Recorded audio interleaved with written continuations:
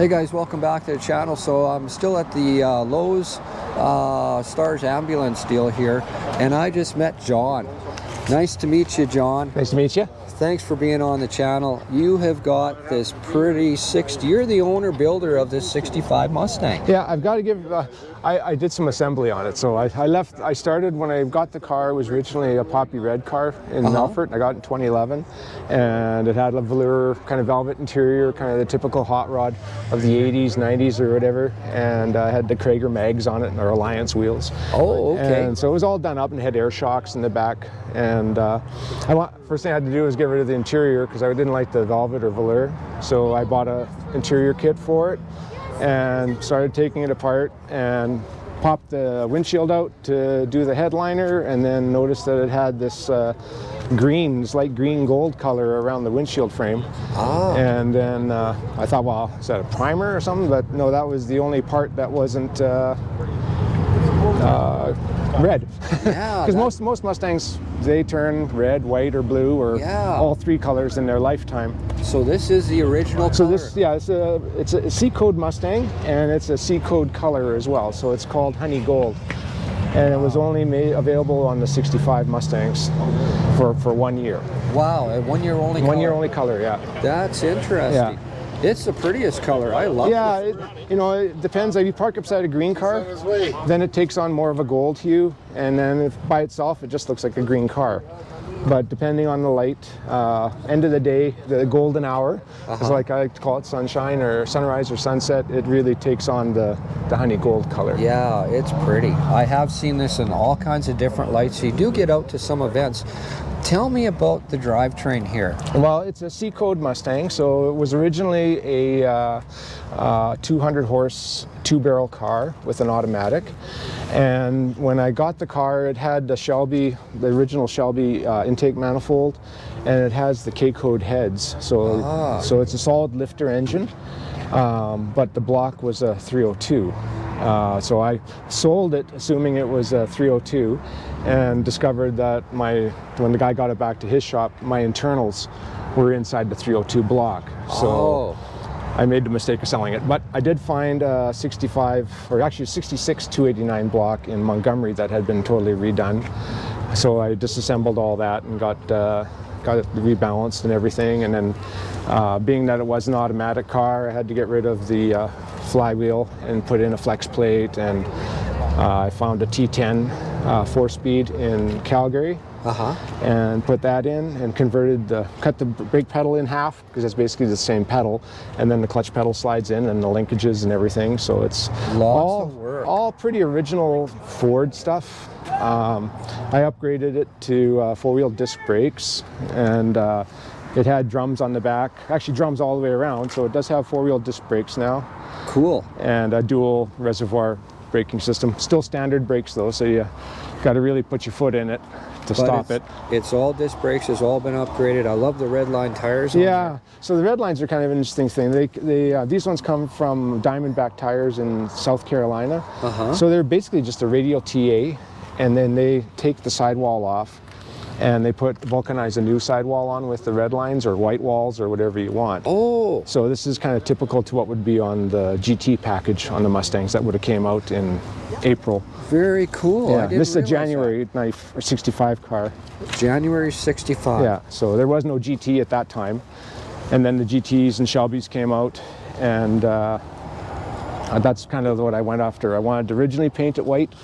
My wife Tanya, she said, nope, we got to go with the original color, and she was right. Good choice. Good. Yeah, because I would have had the white car with the stripes and all that stuff. Yeah. The only thing I got the compromise of putting the rocker stripe on the, right to the same spec as the Shelby at the time for 65. Yeah. And so they were all painted except for the part on the fender. It was a sticker that said GT350. Gotcha. But I didn't want to put the sticker on because it's not a GT350. I just wanted to kind of pay homage to that. So I like it. Yeah. It looks good. I like the choice of colors. I like the stripe on there. Everything you've done here looks so pretty. Yeah. And then I tried to keep it like as much as the Shelby look inside. Originally, it was the seats were this same color as the exterior, but I went with the black and with black carpets and the black headliner and everything, because it would have been that honey gold, kind of ivy gold for the seats, and then it would have had like a olive drab, dark green color for the console and dash, and the doors and the back things and stuff.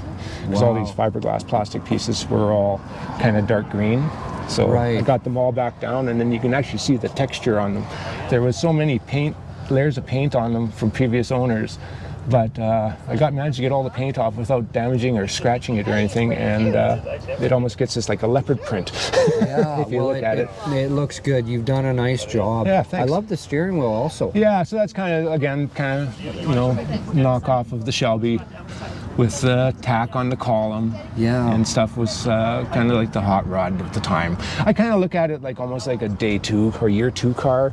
Yeah. You know, someone buys a car and then other models come out that are maybe a little bit more sporty or whatever. So that's way, you know, if I was in 66, that's probably what I would have done if I had the means. Absolutely, I like that. I'm going to get around to the other side and get a closer look at that wheel.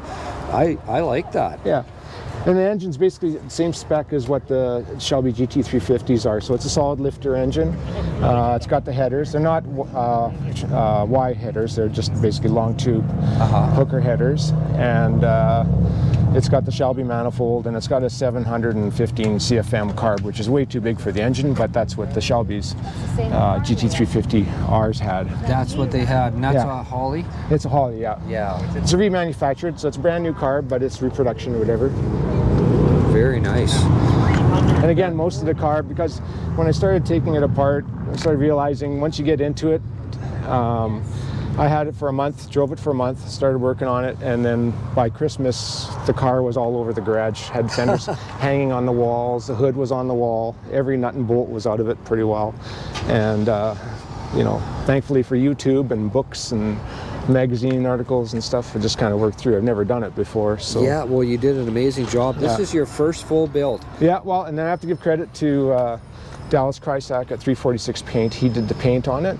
And Todd Schreiner with Cruise and Metal did all the body work. And like I said, there was a lot of body work. This part here is pretty well original.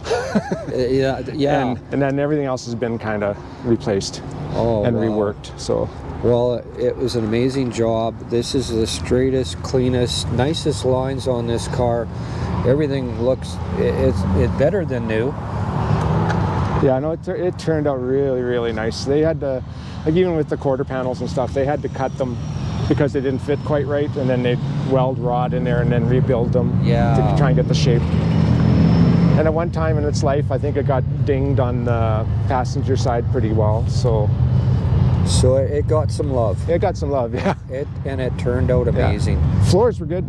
That was it. No rust on the floors at all. Just a couple little pinholes. That's cool. Yeah. Well, that's cool. This is an amazing build. Oh, thank you. I appreciate you sharing this. Yeah, no worries. Thank you very much. It was nice to meet you. Nice meeting you too. Get the story on this car. It's the prettiest car. Thank you. And I was asked by a couple of fellas already, when are you going to do that Mustang? Did you do that video on that Mustang? Yeah. Well, I finally ran into you today. Yeah, nice. Very cool to meet you here today. Yeah, nice to meet you too. Well, thank you, John. Yeah, thanks. And thanks for watching, guys. Really appreciate it. Real pretty car, and it was nice to finally run into John and share this with you guys. Thanks for watching.